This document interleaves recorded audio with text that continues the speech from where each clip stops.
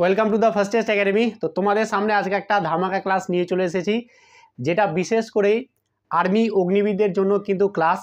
তো এই ক্লাসটা তোমরা অনেক অপেক্ষায় ছিলে, তোমাদেরকে এই ক্লাস দেওয়া হচ্ছে পুরো ফ্রি, কোনো রকম পয়সা টয়সা কোনো রকম কিছু লাগবে না। এইখানে তোরা সম্পূর্ণ ম্যাথের বেসিক ক্লাস পাবে। আর এইবারে আমাদের একটা আর্মি রেজাল্ট হলো, সেখানে তোমরা দেখে নিয়েছো যে কম্পিটিশানটা কোথায় গিয়ে দাঁড়িয়েছে।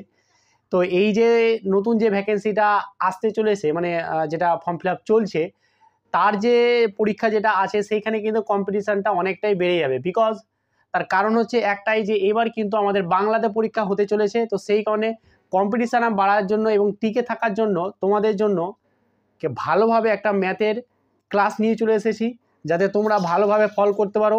অবশ্যই তোমরা যদি ভিডিওগুলো প্রত্যেকটা প্রথম থেকে শেষ পর্যন্ত দেখে থাকো, তাহলে ম্যাথের আশা করি তোমার কোনো সমস্যা আর থাকবে না। আমার রিকোয়েস্ট থাকবে একটাই, যে দেখো আমি যখন ক্লাস করাই তখন মিডিলে কোনো রকম কথা বলি না। তো প্রথম থেকে বলে দিচ্ছি, যদি ভালো লাগে তাহলে একটা লাইক করবে, একটা শেয়ার করবে, এবং যদি ভালো লেগে থাকে খুবই, তাহলে অবশ্যই চ্যানেলটাকে সাবস্ক্রাইব করবে। এই রকম আরবির জন্য বেস্ট ক্লাস বাংলা তো হয়তো তুমি আর কোথাও খুঁজে পাবে না। তো সময় নষ্ট না করে একদম তোমরা শুরু করে দাও। চলো, আজকের আমাদের এই প্রথম ক্লাস নাম্বার সিস্টেমের প্রথম ক্লাস নিয়ে চলেছে। আজকে হচ্ছে প্রথম পার্ট। ভালো করে মনোযোগ সহকারে, ধৈর্য সহকারে ক্লাসটা সম্পূর্ণ দেখবে।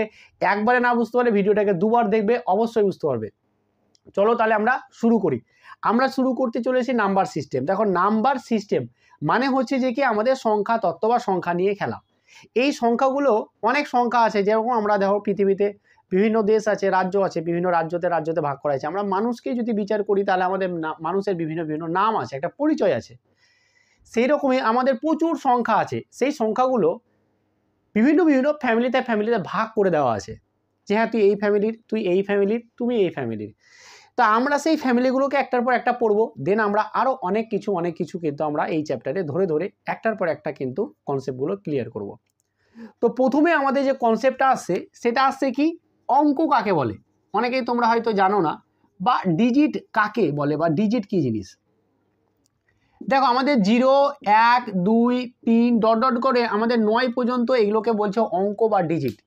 এই কারণে আমরা বলে থাকি যে 5 অঙ্কের বৃহত্তম সংখ্যা, 6 অঙ্কের ক্ষুদ্রতম সংখ্যা। এই কারণে বলি, কেন বলো, ধরো 5 অঙ্কের ক্ষুদ্রতম সংখ্যা মানে একের পরে 4টা শূন্য। দেখো, এইগুলোকে নিয়েই তৈরি। 5 অঙ্কের বৃহত্তম সংখ্যা দেখো 5টা 9। তাহলে এই যে সংখ্যা বা এগুলোকে আমরা বলছি যে কি অঙ্ক, যেহেতু অঙ্ক নিয়ে গঠিত, বলছি না 5 অঙ্কের বৃহত্তম সংখ্যা। তো অঙ্ক কেন বলছি, কারণ এইখানে আমাদের এই অঙ্কওয়ালা দিয়েই, আর এই 10টা অঙ্ক আছে 0 থেকে 9 পর্যন্ত, এই কটা অঙ্ক দিয়ে, 10টা অঙ্ক দিয়ে পৃথিবীর সমস্ত সংখ্যাই তৈরি। আমি অঙ্ককে সংখ্যা বলতে পারি, কিন্তু সংখ্যাকে অঙ্ক বলতে পারি না। এটা হচ্ছে 5 অঙ্কের একটা সংখ্যা। এটা গোটা একটা অঙ্ক নয়, এটা 5 অঙ্কের একটা সংখ্যা। আবার এগুলোকেও কিন্তু আমি আলাদা করে একটা সংখ্যা বলতে পারি। বোঝা গেছে? তাহলে আশা করি এটা কিন্তু কনসেপ্ট একটা ক্লিয়ার হয়ে গেছে। এইবার আসছে আমাদের যতগুলো সংখ্যা আছে, প্রত্যেকটা সংখ্যাকে আমরা বিভিন্ন কি বললাম, যে ফ্যামিলিতে ভাগ করব। ঠিক আছে? তো সেই ফ্যামিলিগুলো আমরা যে দেখতে যাই, তো প্রথম যদি যে ফ্যামিলিটা, সেটা হচ্ছে আমাদের কি, সেটা হচ্ছে যে কি স্বাভাবিক সংখ্যার ফ্যামিলি। স্বাভাবিক সংখ্যা কি বললাম, স্বাভাবিক সংখ্যার ফ্যামিলি। তো স্বাভাবিক সংখ্যার ফ্যামিলি কি, বা কোনগুলো বা কি আছে এইখানে। স্বাভাবিক সংখ্যার ফ্যামিলিতে আমাদের স্বাভাবিকভাবে বা গণনযোগ্য নাম্বারগুলোকে আমরা স্বাভাবিক সংখ্যা বলি, বা স্বাভাবিক সংখ্যা স্বাভাবিকভাবে আমরা এতদিনও নিত্যদিনে আমরা যেগুলো উচ্চারণ ব্যবহার করছি সেগুলোকে, যেমন 1, 2, 3, 4, 5, 6, 7 আর ডট করে চলতে থাকবে, অসীম পর্যন্ত চলতে থাকবে। কোথায় পর্যন্ত ছিল? অসীম পর্যন্ত। মানে তুই যতটা নাম্বার ভাবছো তার থেকেও বেশি। এবার অনেকে আমি যদি প্রশ্ন করি যে তুই তাহলে কি 10 বা 100 এটা কি স্বাভাবিক সংখ্যা? হ্যাঁ, অবশ্যই স্বাভাবিক সংখ্যা। আমি কি বলছি, এখান থেকে 1, 2, 3, 4 করে ডট করে অসীম পর্যন্ত চলতে হবে। 1 কোটি, 1 লাখ, 100 কোটি, সমস্তগুলোকে আমরা বলতে পারি যে স্বাভাবিক সংখ্যা। বোঝা গেছে? এটা হচ্ছে প্রথম ফ্যামিলি, বা এটা আমরা ফ্যামিলিতে ভাগ করছি একটার পরে একটা। ঠিক আছে? এরপরে যদি আমরা দ্বিতীয় ফ্যামিলিতে যাই, তাহলে দ্বিতীয় ফ্যামিলিটা কি হয়ে যাবে, আমাদের অখণ্ড সংখ্যার ফ্যামিলি। অখণ্ড সংখ্যা। ঠিক আছে? অখণ্ড সংখ্যা। তো অখণ্ড সংখ্যা কাকে বলছে, ভালো করে দেখে নাও। কিছুই নাই, আমাদের দেখো এইখানে দেখো, আমাদের এইখানে দেখো 1, 2, 3 করে সব নিয়েছি, জাস্ট একটা সংখ্যা বাদ দিয়ে দিয়েছি, যেটাকে বলছে 0, 1, 2, 3, মানে 0টাকে বাদ দিয়েছি। মানে এই স্বাভাবিক সংখ্যাগুলো তো থাকবেই, তার সাথে আমি 0টাকে শুধু নিয়ে নিব, তাহলে কিন্তু আমার এটা কি হয়ে যাবে, আমাদের অখণ্ড সংখ্যা হয়ে যাবে। মানে 0 থেকে শুরু করে অসীম পর্যন্ত চলতে গেলেই সেটাকে বলছে আমাদের কি অখণ্ড সংখ্যা। কি বলছে অখণ্ড সংখ্যা, বোঝা গেছে। এরপরে দেখো আমরা যদি যাই তাহলে আমাদের কি আসে, এরপরে আমাদের আসছে কি পূর্ণ সংখ্যা, মোস্ট ইম্পর্টেন্ট একটা, এটাকেই কিন্তু আমাদের অনেক ভালোভাবে জানতে হবে, তাহলে কিন্তু অনেক কিছু ক্লিয়ার হয়ে যাবে। দেখো এরপরে যেটা আসছে সেটা আমাদের কি আসছে, সেটা আসছে পূর্ণ সংখ্যা। পূর্ণ সংখ্যা তাহলে কাকে বলছে খুব ভালো করে বুঝবে। দেখো পূর্ণ সংখ্যা কি জিনিস, পূর্ণ সংখ্যা হচ্ছে যে আমাদের দেখো এইখানে 0 1 2 3 ডট ডট করে আমরা অসীম পর্যন্ত নিয়ে নিয়েছি। এইবার এইখানে পড়ে আছে -1 -2 -3 ডট ডট করে আমাদের -ইনফিনিটি পর্যন্ত বা অসীম পর্যন্ত চলতে থাকছে। মানে 0 থেকে প্লাসের দিকে 1 2 3 করে সব সংখ্যা, আর 0 থেকে মাইনাসের দিকে 1 2 3 করে সব সংখ্যা। সমস্ত সংখ্যাকে আমি কি বলবো, সমস্ত সংখ্যাকে বলবো আমরা কি বলবো, যে পূর্ণ সংখ্যা। বা এটাকে আমরা এই ফর্মেও লিখতে পারি যে 0 +-1 +-2 +-3 ডট ডট ডট ডট করে চলতে থাকবে, ইনফিনিটি পর্যন্ত চলতে, মানে অসীম পর্যন্ত চলতে থাকবে। তো এই ছিল আমাদের কি পূর্ণ সংখ্যা বা পূর্ণ সংখ্যার ফ্যামিলি। আমি আবার রিপিট করছি আর একবার, তোমরা ক্লাসগুলো যারা দেখবে তারা কিন্তু সম্পূর্ণ ক্লাস দেখবে আর ধীর মস্তিষ্কে দেখবে। আমি এক একটা ক্লাস এক একটা চ্যাপ্টার হয়তো 3টে পার্টে 4টে পার্টে বা 2টো পার্টে, হয়তো কিছু কিছু ক্ষেত্রে একটা পার্টেই কিন্তু আমাদের সমস্ত কিছু চ্যাপ্টারগুলো শেষ হয়ে গেল, তো এরকম হতে পারে। বাট ধৈর্য সহকারে তোমায় কিন্তু পুরো ক্লাসগুলো দেখতে হবে, তাহলে কিন্তু কনসেপ্ট ক্লিয়ার হয়ে যাবে। চলো এরপরে যদি আমরা যাই, মোস্ট ইম্পর্টেন্ট এর উপরে প্রশ্ন আসতে পারে মূলদ সংখ্যা। দেখো তোমাদের আর্মির ক্ষেত্রে প্রচুর গভীর থেকে প্রশ্ন করে না, তো ওপর থেকে যে কনসেপ্টটা সেটা তুমি নিয়ে নাও, তারপরে কিন্তু আমরা আরও যদি কোশ্চেন আমি দেখি যে এরকম আসছে তাহলে আমি সেই রকমভাবে কোশ্চেন তোমাদের জন্য কন্ডাক্ট করবো, ঠিক আছে। দেখো যেসব সংখ্যাগুলোকে আমরা p/q আকারে লিখতে পারি, p/q আকারে মানে p/q আকারে মানে কি লব বাই হর আকারে লিখতে পারি, লব বাই হর। এই তো ভগ্নাংশ আকারে লিখতে পারি, বলা যেতে পারে যে লব থাকবে আর নিচে হর থাকবে। এই রকম সংখ্যা দিয়ে আমরা যদি এরকমভাবে লিখতে পারি তখন কি আমরা তাদেরকে কি বলে দেবো, তাদেরকে বলে দেবো যে মূলদ সংখ্যা। তাহলে এইখানে দেখো আমরা বলতে পারি যে ধরো 3/4 এটা একটা মূলদ সংখ্যা, 5/6 এটা একটা মূলদ সংখ্যা, তাই তো এরকম সংখ্যা। কিন্তু এখানে টার্ম অ্যান্ড কন্ডিশন কি, যে পি আর কিউগুলো কীরকম হবে, পি আর কিউগুলো হবে পূর্ণ সংখ্যা। কি হবে, পূর্ণ সংখ্যা।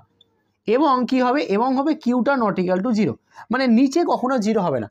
এগুলো হবে পূর্ণ সংখ্যা, মানে এই সংখ্যার মধ্যে সংখ্যাগুলোকে হতে হবে, এবং আমাদের নিচে যেটা আছে সেটা 0 হতে হবে না। 0 নিচে হলেই তো হয়ে গেল অসংজ্ঞাত, বা এটা মান বের করা সম্ভব নয়, বা এটা সম্ভবই নয়, বা এটা এখনও বের করা সম্ভব হয়নি ভাবতে পারো, বা যাকে বলছে অসংজ্ঞাত। তাহলে আমাদের এই হলো আমাদের কি বলে দিতে পারে, এটা হয়ে গেল আমাদের পুরোপুরি মূলদ সংখ্যা, এটা সংজ্ঞা।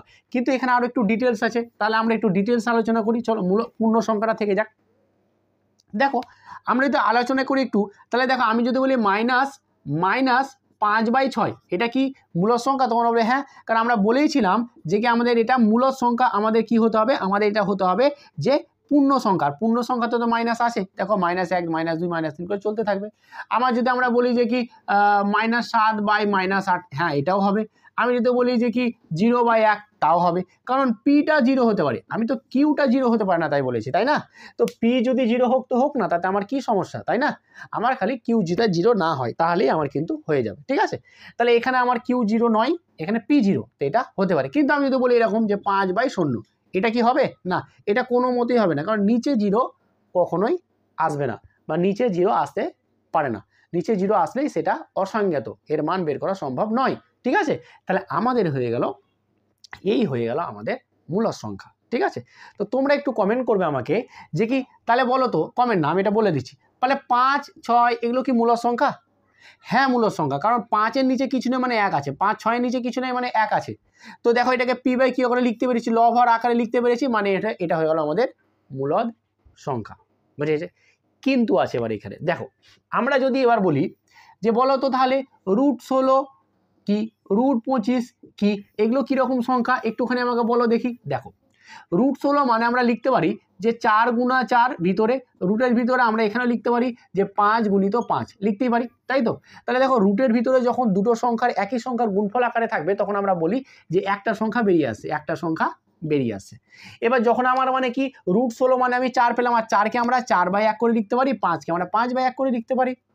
আর যখনই আমরা ভগ্নাংশ আকারে লিখে দিলাম আর ভগ্নাংশ আকারে লিখে পেয়ে গেলাম, তখনই তাকে আমরা বলে দিতে পারি যে এটা একটা হচ্ছে আমাদের মূলদ সংখ্যা। তাই আমরা বলতে পারি যে কি √16/1 লিখতে পারি, √25 আমরা 1 লিখতে পারি, সেগুলো সব মূলদ সংখ্যা। তার মানে পূর্ণবর্গ সংখ্যার যখন আমরা বর্গমূল নিব বা রুট নিব, সেগুলো আমাদের মূলদ সংখ্যায় দাঁড়াবে। কিন্তু যদি আমাদের এরকম হয় √5, এটা কি মূলদ সংখ্যা? আমি বলি যে √6, এটা কি মূলদ সংখ্যা? এটাকে তো p/q করে লিখতে পারছি, এখানে p এটা, এখানে q এটা লিখতেই পারছি। কিন্তু একটা জিনিস দেখো, আমি প্রথমে বলেছিলাম যে কি পি আর কিউটা কীরকম হবে, পূর্ণ সংখ্যা হতে হবে। পি আর কিউটা কীরকম হতে হবে, পূর্ণ সংখ্যা হতে হবে। তো পিটা যেটা আছে √6, এটা কি পূর্ণ সংখ্যা? এগুলোর মধ্যে আছে কি 1 2 3 4 5 আছে কি? এটা রুটে হয়ে গেছে। তাহলে যেসব সংখ্যাগুলো রুটটাকে তাড়ানো যাবে না, বা বলা যেতে পারে রুট ভেঙে তাড়ানো যাবে না, বা যেসব সংখ্যাগুলো পূর্ণবর্গ সংখ্যা নয় তাদের যদি আমি বর্গ নিই, তাহলে সেগুলোকে কি বলবো? সেগুলো হচ্ছে অমূলদ সংখ্যা। সেই সংখ্যাগুলোর নাম কি? সেগুলো হচ্ছে অমূলদ সংখ্যা। বুঝে গেছে? সেগুলোকে আমরা অমূলদ সংখ্যা বলবো। যেমন √5, √6, √8, √7, √11, এই সব সংখ্যাগুলো হচ্ছে অমূলদ সংখ্যা। তাহলে এখন ধরে আমরা যতগুলো সংখ্যা পড়লাম, মূলদ সংখ্যা, অমূলদ সংখ্যা, বাস্তব আমাদের স্বাভাবিক সংখ্যা, অখণ্ড সংখ্যা, পূর্ণ সংখ্যা, সমস্ত সংখ্যাগুলোকে আমরা কি বলছি? সমস্ত সংখ্যাগুলোকে আমরা বলছি বাস্তব সংখ্যা। এতক্ষণ ধরে যা পড়লাম সমস্ত হচ্ছে এগুলো বাস্তব সংখ্যা। আশা করি বাস্তব সংখ্যা, মূলদ সংখ্যা, অমূলদ সংখ্যা এগুলোতে কোনো রকম প্রশ্ন তোমার হয়তো আর নেই। এবার এই মূলদ সংখ্যাতে তোমাদের একটা প্রশ্ন কিন্তু ডিডাক্ট করতে পারে। কি করতে পারে? দেখো, আমাদের পাই, এই পাই সমান কিন্তু আমরা জানি 22/7, তাই তো? কিন্তু এটা এক্স্যাক্ট ভ্যালু না, এটা কিন্তু অরিজিনাল ভ্যালু নয়।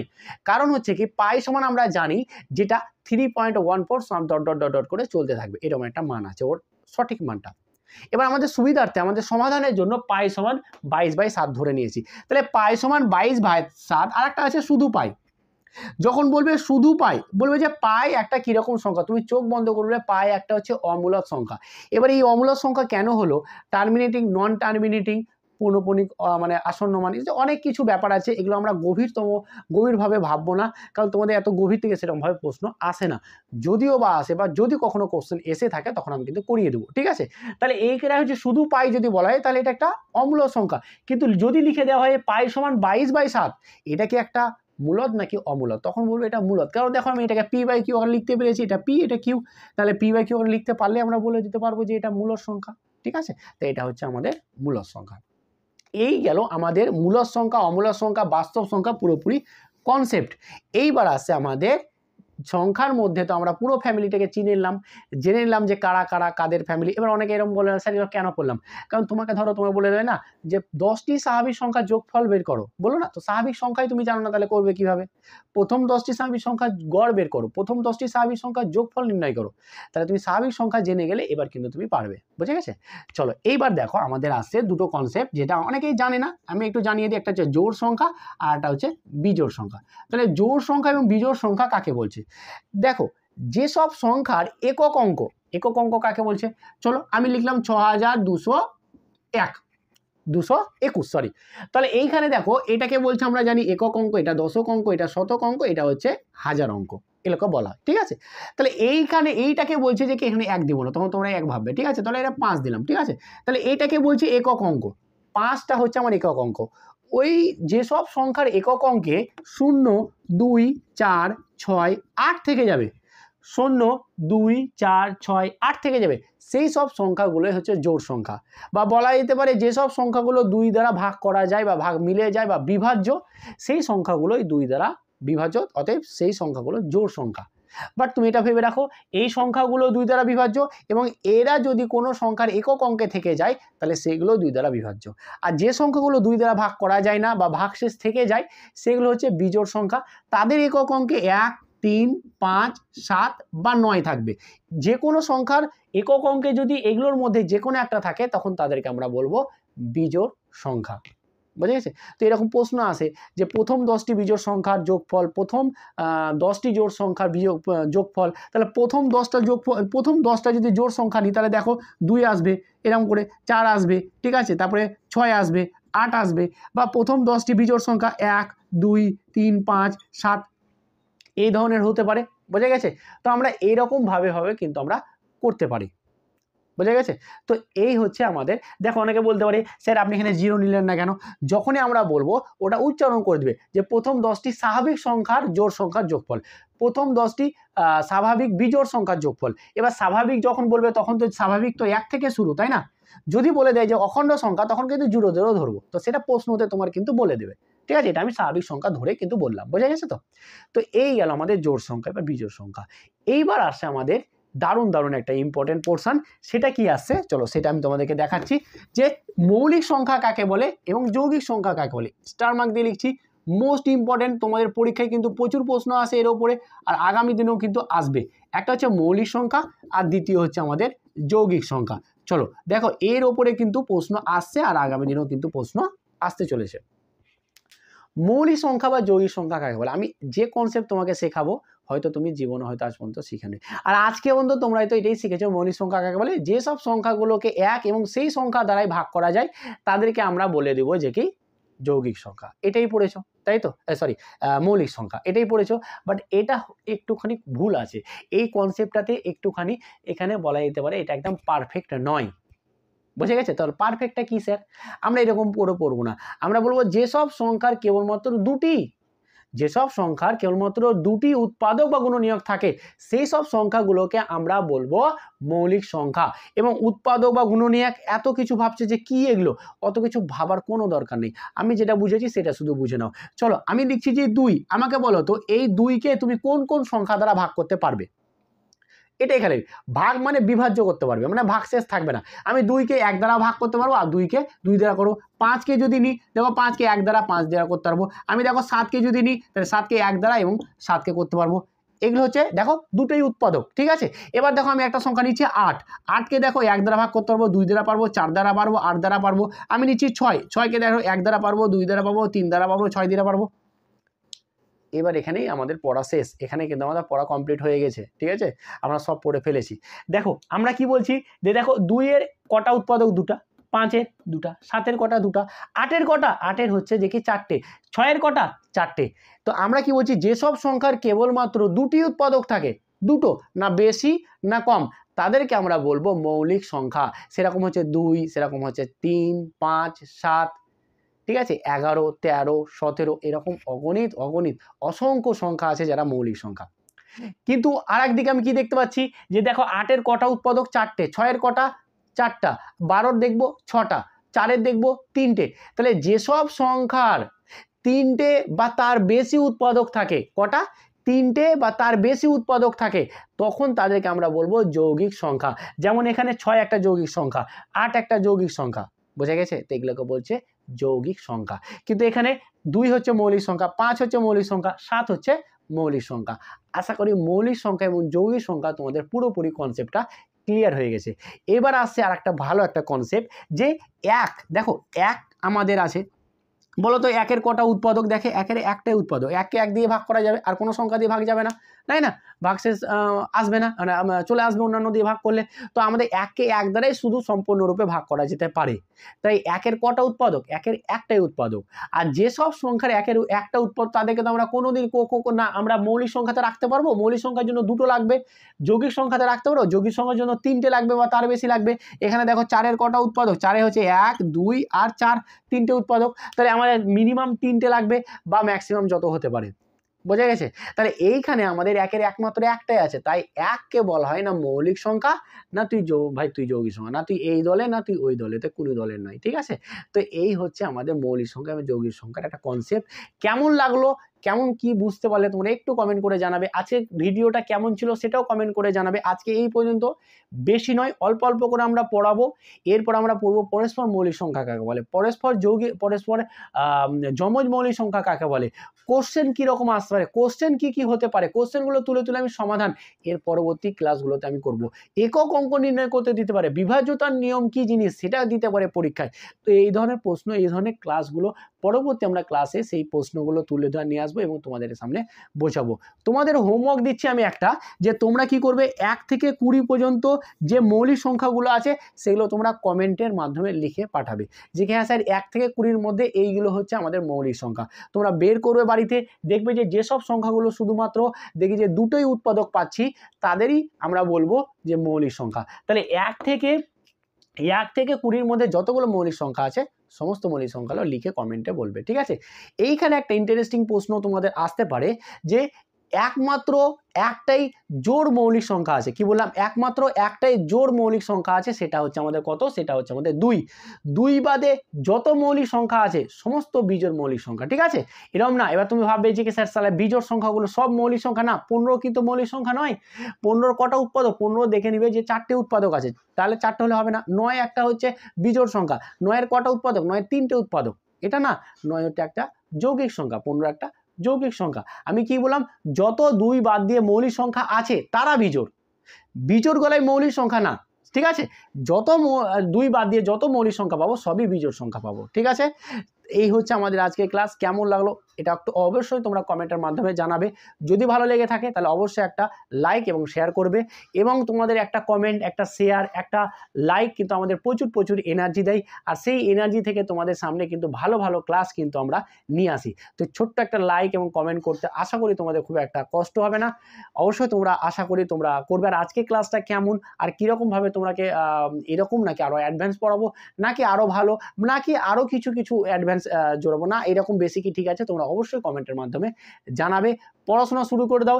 এইবারে কিন্তু আর্মিতে কিন্তু ভালো ভালো রকমের কম্পিটিশান তোমরা দেখতে পাবে। এরকম নাকি গেলাম আর পরীক্ষা দিয়ে পাস করে এলাম, এরকম কিন্তু হওয়ার নয়। এবার কিন্তু যথেষ্ট কম্পিটিশানটা বাড়বে। তো অবশ্যই তোমরা পড়াশোনা শুরু করে দাও, একদম টাইম কিন্তু একদম নষ্ট করো না। আর একটা কথা বলি, অনেকে বই করে ভিডিও আমাকে বলছে, কমেন্ট করছে, তো বইয়ের একটা যদি ভিডিও আমি দেবো অবশ্যই তোমরা কমেন্ট করবে যে হ্যাঁ স্যার কোন বইটা কিনলে বেশি ভালো, সেটা কমেন্ট করবে। আমি বলে দেবো যে এই বইগুলো জিকের জন্য, অঙ্কর জন্য, রিজনিংয়ের জন্য এই বইগুলো কিনলে ভালো, সেগুলো থেকে পড়ো। তো আমি দেখবো, একটু ভাববো, তাহলে আমি কিন্তু তোমাদের সামনে ভিডিওটা নিয়ে আসবো। তো অবশ্যই তার জন্য তোমাদেরকে কমেন্ট করতে হবে। তো আজকে এখানেই, ভালো থেকো, ভালোভাবে পড়াশোনা করো। Thank you so much.